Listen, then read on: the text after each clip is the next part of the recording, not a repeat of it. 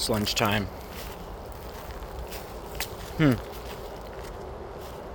Speaking of lunch, yesterday I had a friend come over for dinner, but I promise you it's gonna connect.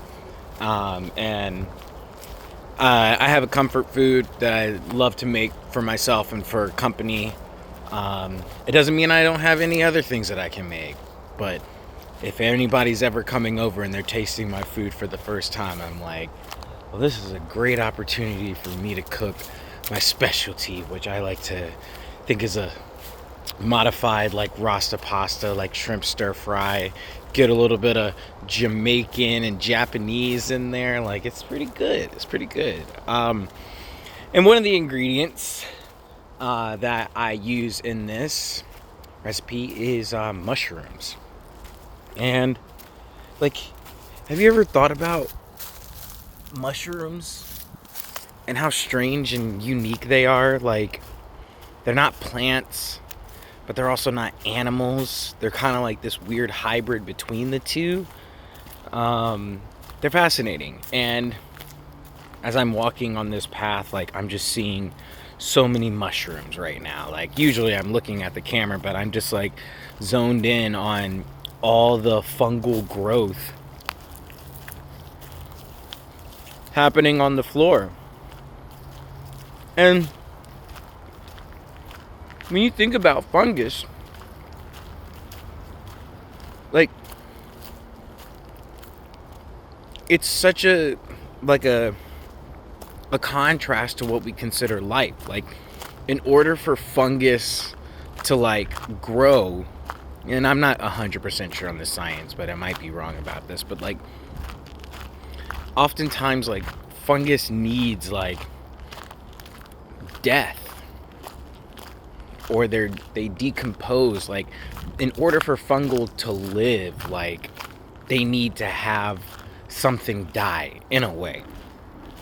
And when you think about that, like, I mean, if you said it in that way, like, it seems kind of morbid. Like, man, in order for you to live, I have to die. But if I don't die, then maybe you don't live.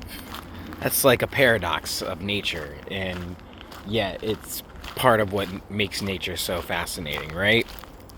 And I'm thinking about, of course, death and life a lot after what I experienced this summer in the accident, because I've really been just reflecting on how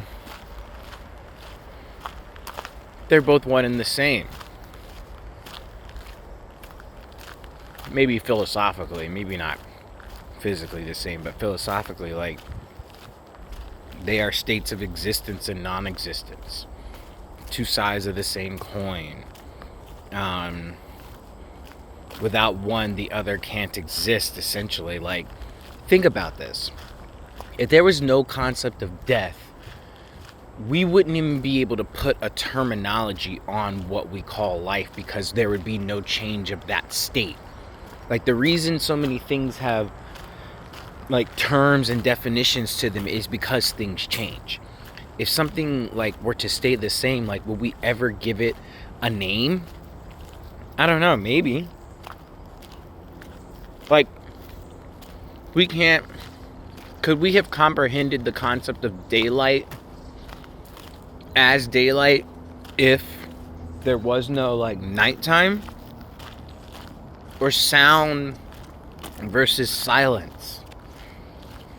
Or love versus fear, which I think fear is actually the opposite of love and not hate. I think hate is actually like just a twisted variation of love and fear. But fear, I think, is really what sits on the opposite of love. So many things have a dual system that allows us to like understand what they are. But without that duology, will we be able to comprehend what's going on in our world? And then there's something so fascinating like fungus that teeters the line between these two opposing yet connected phenomenon. They're like the gatekeepers in a way of life and death. And I'm just rambling because I need to get daily walks in. I got a trip with my family planned in the next couple of weeks, and there's going to be a lot of mobility going on, and I need to get back out there and just start walking more frequently, racking up those numbers, racking up those minutes.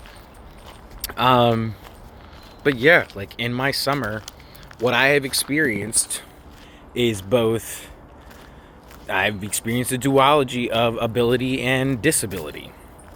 And when I think about like how two things, like there's a change of state, there's a change of status, there's a change of how things are perceived, what rules and realities are associated with each of those things. Like, for example, with ability, like I would not need to have to like go make the concept of like I got to get daily walks in order to like be able to navigate city streets.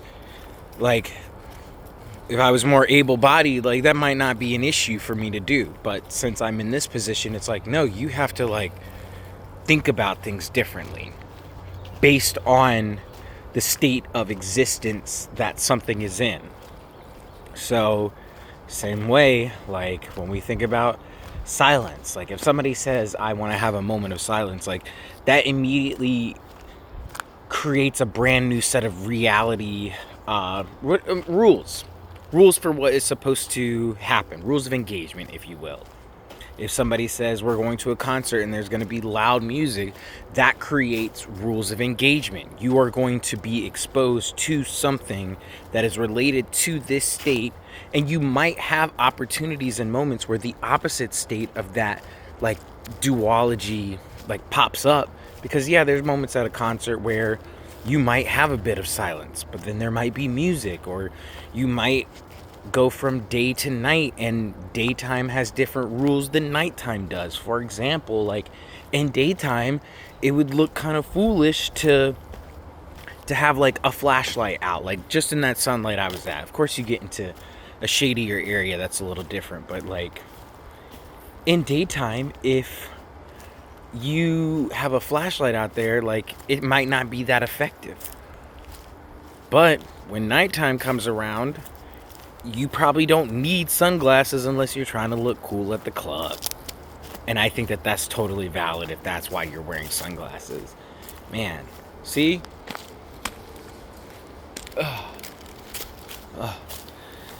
States of existence. And then what about the things that teeter between them? Like what exists in the liminal? I don't know. Again, I'm just rambling. Another thing I was thinking about today was loss. It's been on my mind often this year. Loss of things that are going on in my life, loss of community, loss of friendships, and eventual impending loss of family members too. It's kind of tough to navigate, but it's also part of the reality. But also I want to think about like lost and found. Like, do you remember, like maybe this is going to become an archaic thing when we stop gathering in spaces as human beings. I'm just kidding. Please let us continue to gather. But I think about lost and found. I was a kid who was often in lost and found. Wonder why? Because I constantly misplaced things. I am a habitual misplacer. I mean, I couldn't even count how many things I've lost. Some of value, like a passport, some of like personal value, like a Game Boy Advance in 4th grade, a video game, I believe. Loss just has followed me since I was born, essentially. And I've always wondered, like, why is it that I lose things? Is it because I'm not paying attention? I like to think that I pay pretty much good attention. Um, do I lose things because I don't consider them valuable? I would say no, because I don't believe that I have just this like magic snap of the finger to replace things. I don't have money to just be able to be like, oh yeah, snap, we've replaced that because it's fine. Um, and it doesn't mean that I don't think that they're important to me or like what they're needed for. Like, it's just eye-opening how when you lose things, you learn how to, like, for better or for worse, live without it. Whether that's for like a week, a couple of days, or years from that point on. You just learn how to live with loss. And sometimes you can find what you lost. Sometimes if you're lucky. Sometimes you never find what you lost, and it just becomes part of the chaos that we call life. And sometimes, again, even if you replace a thing, it's not the exact same thing. It's just not. Like, in my accident, I lost my MacBook. Well, I didn't really lose it like I'm describing the other losses, but it had to be replaced, and all the files and stuff that was on that one MacBook, like, pretty much gone, if it wasn't in the Dropbox and stuff like that. And yet, something that loss does, man, there's so much fungus out here. Something that loss does for us is it creates vacancy. And we have an opportunity, as always, to do something with that vacancy. What do you decide to fill it with when it no longer is filled by the thing that once held that space? And that's an open-ended question that I think varies depending on what the vacancy is and who you are and what you want to do with it. But like, loss has an opportunity to create space within our lives, and every now and then I think that we need to have that kind of space, which means what I'm saying is I think every now and then we have to kind of experience loss, because if we don't experience loss, like, we get a false sense of reality in our head. Or if everything that we lose is just immediately replaced, then we never really, I don't want to go as far as to say that we'll never understand like what is important to us, but like, it becomes a little bit harder when you're trying to navigate life, and you might have a greater sense of appreciation or concern and care. Maybe that's the better phrasing, instead of like appreciation. Like, now that I've lost so much stuff, like, I double check and triple check things before I like leave. I'm like, I have to sometimes lay eyes on things before I can feel comfortable going. And that is something that I've created in terms of behavior based on my behavior of losing a thing. Because I lost this thing in the past, I should be mindful about how I move forward. Simple as that. And that just goes a long way, I think. When we have, like, look at that, that's so cute. Like, when we have that loss, like, yes, we should grieve, and there's been talks about grieving before, and you have to let the grieving just do what it needs to do. And while you are grieving, doesn't have to happen immediately, like the day after you gotta like jump to it, but like, while you are grieving, you can simultaneously like begin creating whatever it needs to be in that space, or at least plotting and dreaming and scheming. And it doesn't mean that you're not giving the grief the time and the energy that it deserves if you're already saying like, well, I know what I'm gonna fill you with. It's like, you can do two things can exist at once, like loss and gain, just like sound and all that other stuff that I was talking. Like, what is then I guess the big question, like, this is more of a question and rambling than anything, but the question is like, what is it that teeters between loss and gain? Like, if we said that fungi are like things that exist between death and life, like what is it that exists between loss and gain? What do you call that liminal space between that?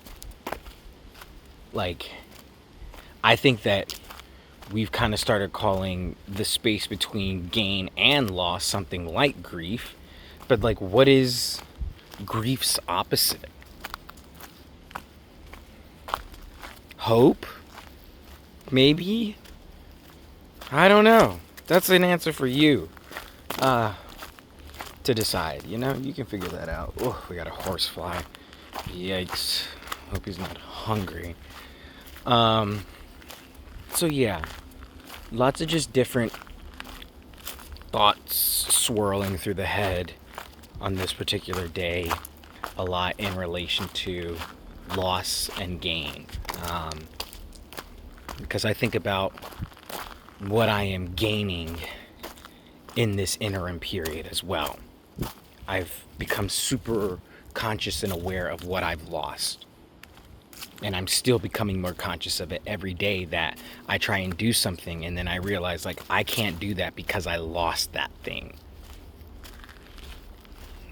Perfect example is dance. I love going to like ecstatic dance. I dance on like every Thursday for weeks at a time.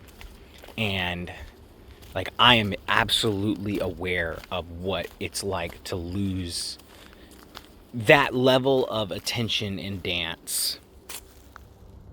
Fascinating. Like, to lose that level of connection and lose that ability per se. But it doesn't mean that I've lost dancing altogether. It just means that like it's gonna look different.